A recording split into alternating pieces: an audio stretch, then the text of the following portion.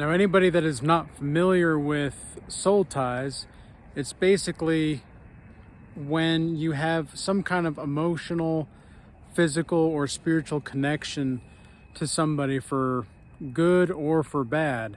You know, there can be toxic soul ties, and there can be different modes of operating within those soul ties, and you might be breaking generational curses, or soul ties can be a part of generational curses, but not always, and vice versa. Generational curses are not always a part of soul ties, but soul ties, you guys get the point. So now, what exactly does this have to do with the glowing part? Well, because in the title I said that you'll begin to glow when you have soul ties that you're breaking. Well, why is that? Well, it's because when you are beginning to transform your DNA, because that's really what you do.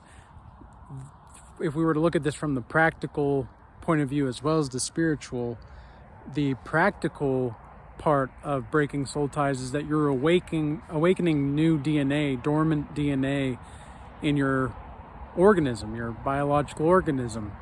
So obviously, the more that you awaken your DNA, the more your skin cells, really just everything about you, but the skin cells especially are going to be seeming as though they're just vibrating and they're energized and there's just this glow to you.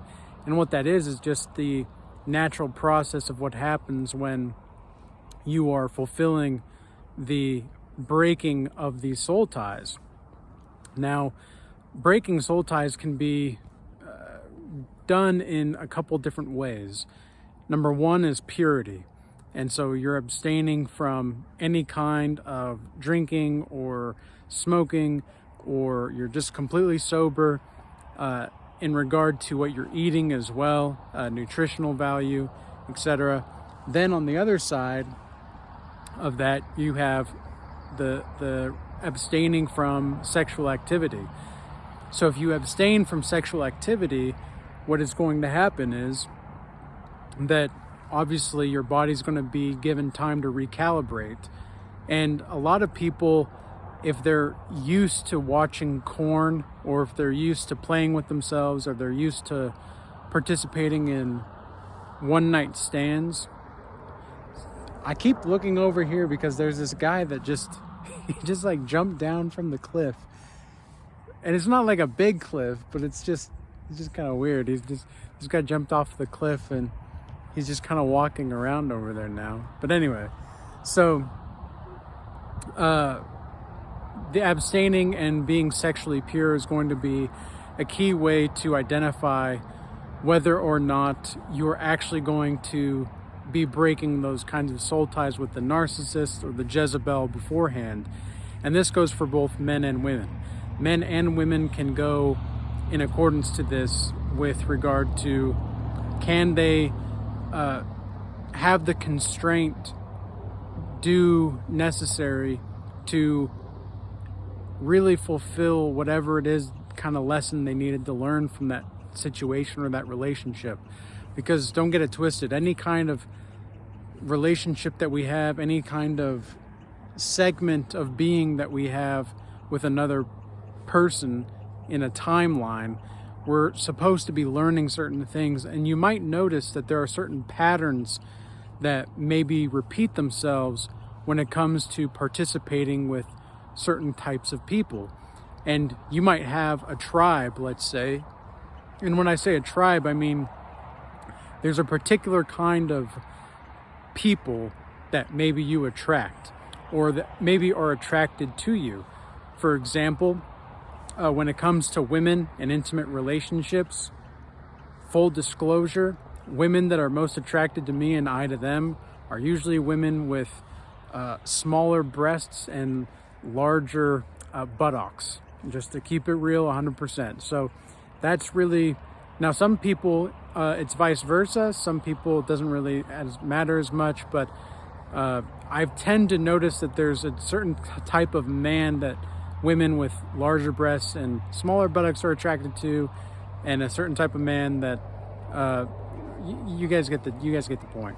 So again, this is all part of the soul ties and the impressions that you have in your psyche. And this also falls in line with Jungian psychology. Well, what is Jungian psychology, and what is exactly does it have to do with soul ties? Well, your anima or animus, which is a psychological archetype inside your psyche. Think about it as a psychopomp, which is essentially the essence of the totality of masculine or feminine experiences inside your psyche.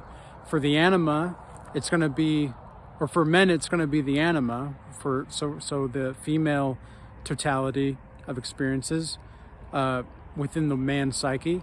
And then for the animus, it's going to be the totality of masculine experiences in a woman's psyche. So the anima and the animus play an important part in this, because you might not even know that in your intimate relationships, you are being possessed by these archetypes within you. You are projecting an archetype onto somebody else. Let's say you're a man and your anima is projected onto another woman. Well, man, what a bunch of weird stuff happening today. What in the world is going on? They don't want me to tell them this message, apparently. But so breaking these kinds of things and knowing that you're projecting this kind of stuff onto other people, it's going to bring more self-awareness. And what does that do? Well, it heightens your vibration. Now, this is not necessarily a new age thing, right? Because everything does vibrate. This is, if you look at a string on a guitar or a banjo or even the drums or something, there's some kind of form of vibration that's happening. And the larger the frequency, but the slower the magnitude, obviously it's going to be a lower tonality. Especially with your voice is another good recommendation to kind of pay more attention to, and a good example to set is because when your voice, there's a certain kind of proclivity that human beings have to move toward people with lower vocal tones. If you'll notice, whenever things are getting hot and heavy with another person in an intimate relationship or whatever, hopefully you're doing that only when it's an intimate relationship and not just doing hookups or anything, but you'll notice that the tendency for people to kind of lower their vocal tones increases. And so, well, what exactly does that do? Well, it allows there to be this magnetic attraction toward the other. And it's very seductive, and it can be very seductive. But this is going to be another reason that you're going to be glowing when you're starting to break these soul ties and generational curses as well. And the soul ties, like, you might still be in a soul tie years after leaving this person. It depends on how much healing is needed. But you also might be able to break the soul tie tomorrow or even today, who knows. But you have to have a proper discernment on who exactly it is and how much of a hold do they have on your psyche internally. What in the world? This guy just climbed back up the... Okay, man. This is weird stuff happening out here, guys. But anyway, trying to keep this fun, keep it cool, keep it fresh, and doing something a bit different. And man, everybody's out. The sun's out for like the first time in maybe a week, so maybe that is playing a factor. But that is super weird over there. That guy is just... Anyway, people are strange, man. I don't know about you guys, but it's just the more that you break soul ties, the more that you're aware, you more just notice how kind of strange everybody seems to act, and they pretend like it's normal. And I don't really exactly know what normalcy means anymore anyway, but man, it sure is just kind of funny to watch the way that people move and behave. And I think this also goes to show, you know, just the power that you have when you're actually awake. You might notice things that other people don't. And this is also going to be playing a part in the soul tie. Well, so the soul ties that you have with other people indicate the level of significance that they had in your life. This might be a parent, this might be an aunt or an uncle, a close friend that you had in the past. I know that these people may come up in your dreams as well. And if they do come up in your dreams, if you're able to notice that you're dreaming, try to ask them why they're there or what they have to teach you in the dream if you can. Some people cannot do that kind of a thing with lucid dreaming, and it can be a bit of a precarious situation. But I think that domain of apprehension is necessary for you on the spiritual path and on the narrow path, because it'll allow you to gravitate more closer to what you're actually trying to heal. Because for the longest time, there were certain things in my past that happened with certain people that I didn't know why they were showing up. I didn't know exactly why they were showing up in my dreams. So I finally just decided, I was able to lucid dream, and I asked this person what they were there to teach me. And I mean, they pretty much just told me straight up. And I've also had this happen with not necessarily like celebrities, but highly intellectual people or renowned people like Carl Jung or Jordan Peterson or other, Eric Weinstein is another. These really smart, influential people in the modern day society and at large, I suppose. And I've been able to ask them what they're there to teach me, and they say it blatantly. And it's been really fascinating to kind of have that happen, but it doesn't necessarily happen every night. I don't lucid dream every night. But again, this is going to just add to the glow that you have when you are breaking these soul ties, and you're able to actually have more grounded awareness in who you are and why you are and what you are. And being aware of just simply who you are in of itself can break soul ties and naturally bring out that glow for you. So this is a weird day, man. This is a weird day. This person's just like hitting the lamppost. Whatever. I'm just gonna call this. I'm gonna go back and get some work done at home, because this is kind of some weird stuff happening around here. I've never seen these people do this kind of stuff here. But anyways, guys, I hope this message was useful and insightful.